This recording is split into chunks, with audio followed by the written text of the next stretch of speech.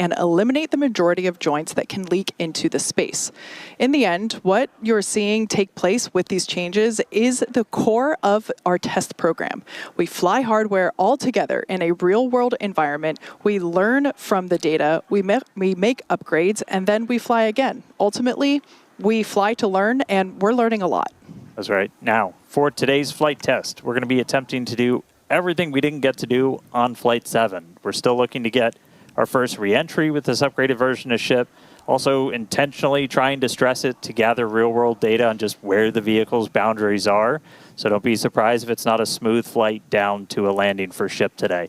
As always, it's going to start with liftoff, the 33 Raptor engines on super heavy igniting, lifting both it and Starship into its ascent, and it's going to power us all the way until hot staging. Yeah, those engines on the ship will ignite while the ship is still attached to the booster. This will create that stage separation that we see there. Second stage will continue to go on its way. The booster will make a flip and come back here to the launch tower just behind Dan and I for hopefully what we will see the third ever booster catch. Meanwhile, ship continues its ascent, gets into its suborbital place in space. We're going to have a test satellite deploy, pew-pew, Starlink's firing out. And then we're also going to do a Raptor relighting one of those sea-level engines before we get to ship re-entry. Troubleshoot by the state machine. And the ship will continue through, make its entry phase that lasts for a few minutes.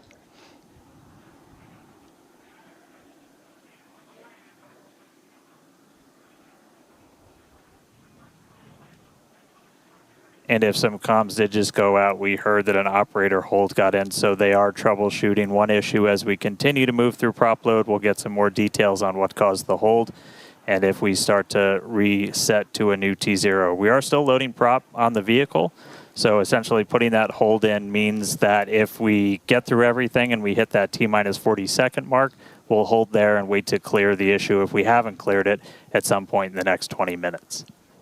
Yeah, for those that are unfamiliar, that T-minus 40-second period is an opportunity to troubleshoot, unlike our Falcon timeline. So we do have a little bit of leeway. Yeah. Continuing on with today's plan, that ship will be making a soft splashdown in the Indian Ocean, as we have seen before. We are launching at 5:45 p.m. Today. This evening launch will allow us to have daytime views of the ship as it makes its splashdown. So, yeah, good news.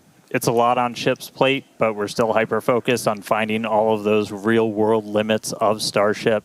We want to be able to prepare to return ship to launch site and catch it. A lot of these recent upgrades are just made to enable that to actually happen. Flight 7 premiered a huge block of upgrades to the upper stage to add more capability to Starship. And with Flight 8 today, we're hoping to get through a full flight. Starting us off, the forward flaps got a redesign. They shrunk in size and shifted toward the top of the vehicle and away from the heat shield. And that will significantly reduce their exposure to re-entry heating. Also, by making Starship 2 meters taller, we added about 25% more propellant volume, along with propulsion upgrades such as vacuum jacketing of the feed lines, new fuel feed line system for Raptor vacuum engines, and an improved propulsion avionics module. Yeah, ship got a little bit taller. That extra prop's going to allow us to fly those longer missions. We're not planning on stretching it a whole lot more beyond this in future ones, but then, you know, once we're flying the next version a lot, it'll be going. Just like the previous flight, a lot of tiles have been purposely removed. Again, we're trying to stress test all of the vulnerable areas, call this the missing tile test. Those tiles are removed in strategic locations all across the vehicle, including critical areas like those tanks and over the flap seals, as we use this flight to just really push those boundaries. In addition to that, we have some metallic tiles, again, that are being tested, including one on the right of this animation that has some active cooling built in. The vehicle's avionics also underwent a complete redesign with things like 4 upgraded Starlink terminals, combining Starlink, global navigation, and RF communications. You can see that location there on your screen. And on the sides of the vehicle, non-structural versions of the ship's catch fittings are installed to test the thermal performance, along with a smoothed and tapered edge on one section of the tile line to address hotspots that we observed during Flight 6. And once more, we're back at testing some radar sensors on those tower catch arms. We did that last flight. We're doing it again as we look for some additional ways to measure the distance between the arms in the vehicle. Catching the ship's going to be pretty different from catching the booster. It does that flip right before, so your antennas are going to rapidly reorient. And so just having any extra sensors on the ground side, you're adding extra layers of control while the ship and tower talk to each other for a catch. In another first, Starship will deploy 4 Starlink simulators. They are similar in size to our next generation Starlink satellites. With unparalleled payload capacity and full reusability, Starship will be able to deploy our more advanced V3 Starlink satellites, which will revolutionize global connectivity with Starlink all over again. Each one of those Starlink V3 launches on a Starship is going to add about 60 terabits of capacity to the Starlink network. To give you some context, that's about 20 times the capacity of what we're adding with every V2 mini launch in a Falcon 9 right now. That's going to help us expand Starlink's network, expand its impact in the coming years as we expand that access to high-speed internet all around the world and eventually beyond. And the Starlink simulators that we're deploying today, they're going to be on the same suborbital trajectory as Starship. We expect them to demise as they enter in the atmosphere. And then Starship's trajectory itself looks very similar to our last several flights, splashdowns targeted in the Indian Ocean. And on top of all of that, we're also going to relight a single Raptor engine again while in space. We're just trying to get data on in-space Raptor burns. You're going to need those for deorbit burns when we're doing orbital missions, and eventually when we're doing missions way beyond Earth and we're on our way to Mars. Yeah, so just like you said earlier, Dan, there's a lot on Starship's plate for today. But one of the hallmarks of these Starship flights are the incredible views that we get throughout the flight, courtesy of Starlink. Every day, we're working to expand the Starlink network both on Earth and in space. For how all this connects us to the big mission, let's head back to Chris. Thanks, Kate. And as fans of Starship may know that Starlink enables us to bring you a lot of those unprecedented views, both from space and on Earth. Personally, I love all those epic views of the plasma wrapping around Starship during re-entry. So thank you to our Starlink teams who enable all of those amazing views and the information we get. Now, in addition to the dozens of cameras on Starship itself, as you see on your screen here, we also have mobile Starlink camera kits deployed in the middle of the Indian Ocean, as you're seeing from a previous flight. Starlink also allows us to connect our aerial cinematography units on the ground at Starbase and at other strategic camera spots around Texas and the world. And that's all part of how it comes together to help us tell the incredible story of Starship, both on and off the planet. So thanks to Starlink, Starship is now capable of streaming more than 120 megabits per second of real-time, high-definition video and telemetry through every phase of flight. This not only provides those incredible views of reentry for all of us, but also the invaluable engineering data to help our engineers rapidly iterate across all systems of Starship. And all of that streaming data today will be put to good use with the more than 30 cameras that are on the vehicle for today's flight.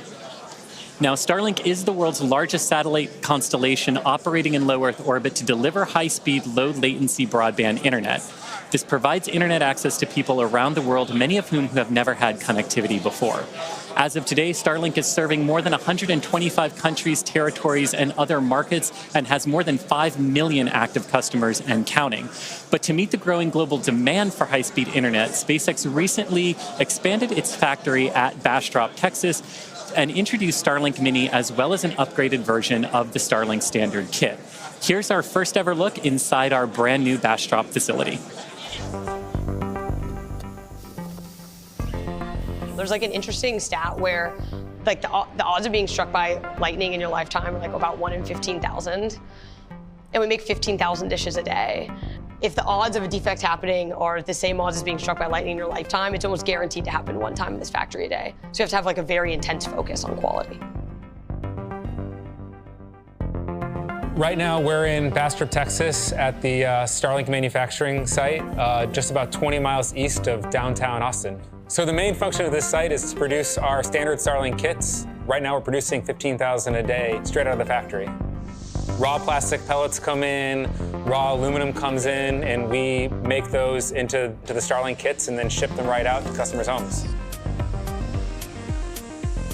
When you manufacture the product that you design in-house, you're forced to live with the mistakes. What that means is that you're very motivated to quickly innovate and iterate such that you can rapidly improve the process. Our previous generation of the production line was maxed out in terms of capability, and the demand for Starlink has kept growing. So when we sat down to go design this factory and this version of our production line, we were really forcing ourselves to innovate.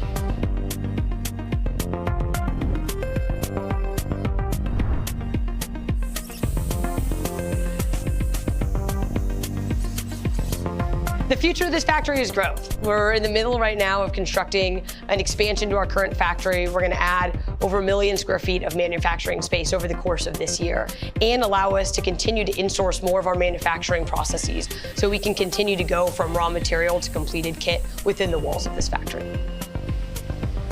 I can't understate the hard work of all the employees at this factory who've made this a reality. Less than 2 years ago, this was an empty building with no employees. And over the last 20 months, we've built a factory from scratch. We've gone from producing 0 kits to over 70,000 a week. And we've gone from 0 employees to over 1,000.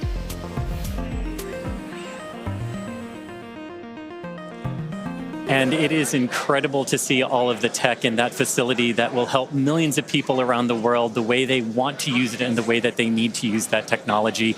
Definitely a lot of good things to come from our Bastrop facility. And while we're talking about the infrastructure that enables us to do all of these amazing things, you've probably seen some changes recently around Starbase. Coming online this year is the second tower at Starbase, and this tower has redesigned chopsticks and is built to accommodate the next generation of Starship and Super Heavy. It will have a redesigned launch mount and flame diverter system built to be rapidly reusable and hardy enough to withstand hundreds of launches at a time. Now, over at the production site down the road, we're also building a new integration and refurbishment facility called Gigabay. And Gigabay, as the name implies, will allow us to process more Starships at the same time over our current Megabays. But Gigabay isn't just for Texas. If that weren't exciting enough, we're also further expanding Starship operations into Florida, bringing production and launch capabilities to the Space Coast. As Starship flight testing, development, and launch cadence continues to pick up pace at Starbase in Texas, over in Florida, we're building a Gigabay as well. Gigabay will stand 380 feet tall and will provide about 46.5 million cubic feet of interior processing space and about 815,000 square feet of workspace. Now, as environmental impact statements continue for potential Starship launches and flights from both Launch Complex 39A at Kennedy Space Center and Launch Complex 37 at Cape Canaveral Space Force Station, we plan to complete the Starship launch pad at Pad 39A this year. And pending the completion of environmental reviews, SpaceX intends to conduct the first Starship launch from Florida from Launch Pad 39A later this year. Now, we're also interested in enabling Starship launches from Slick 37. And as part of this process, SpaceX has been given a limited right of entry for Pad 37 to conduct further due diligence at the site in order to move forward with the environmental impact study that's being led by the Department of the Air Force. Ultimately, we will have production, integration, refurbishment, and launch facilities in both Florida and Texas, driving the needed flight rate for Starship to help make humanity a multiplanetary civilization. And Kate, I could talk about this stuff for literally hours on end, but we've got a Starship to launch today. So how are things looking 11 minutes before launch here? Yeah, it's pretty cool that we're getting close to go time. Quick update on range and weather. For the range, the area around the pad has been well cleared. This includes the land, air, and sea space.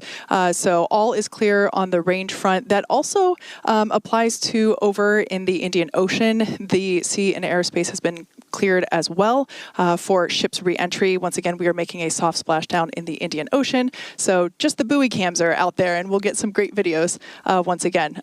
Weather, we have a 35% chance of violating the weather the weather constraints for launch today.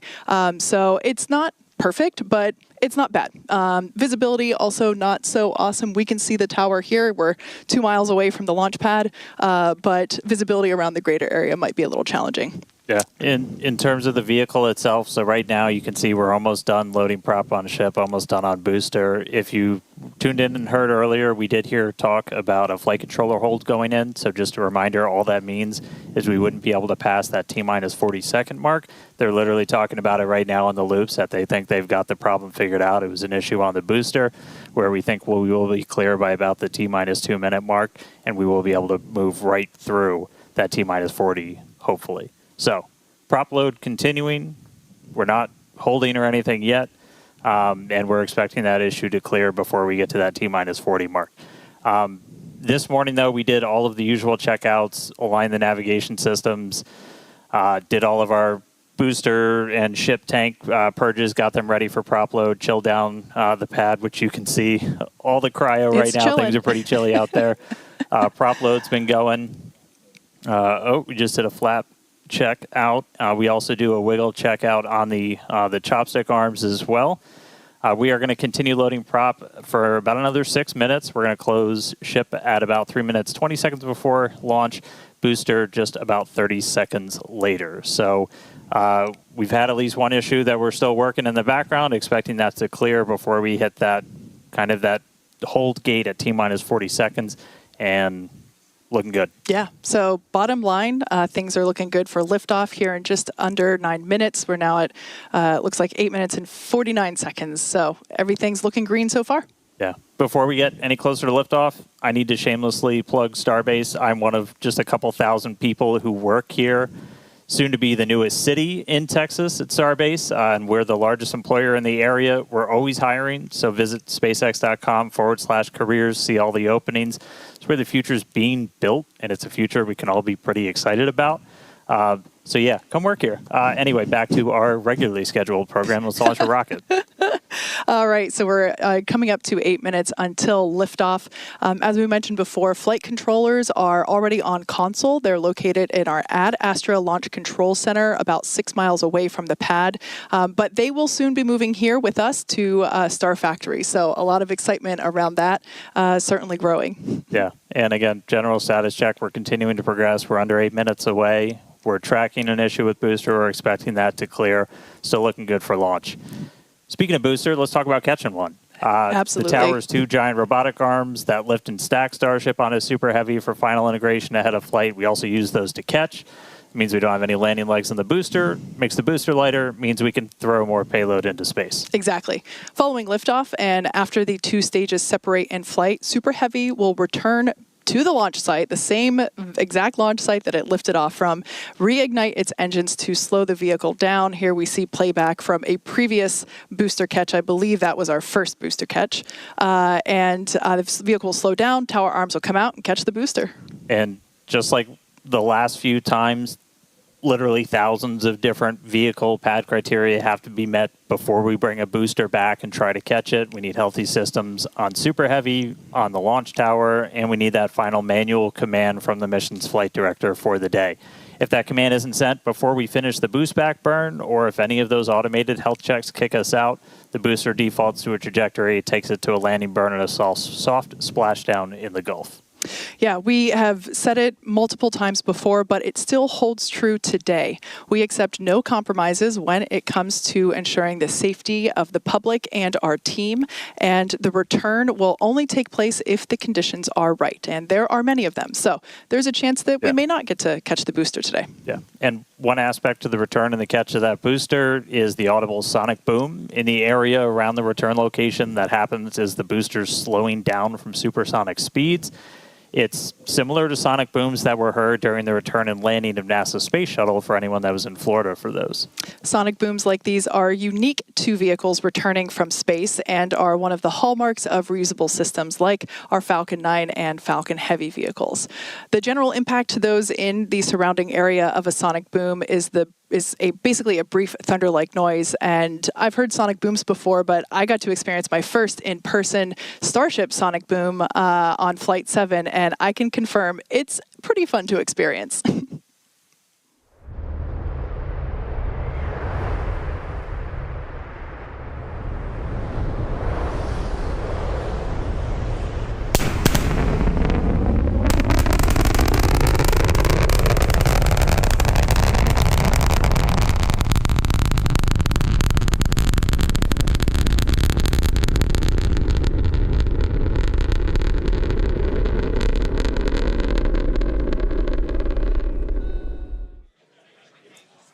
And as someone who has heard sonic booms many times in Florida, they are definitely a hallmark, and what a way to announce a returning space vehicle's return for reuse. Now, here in California, as you can imagine, the excitement is growing here. The crowd is growing.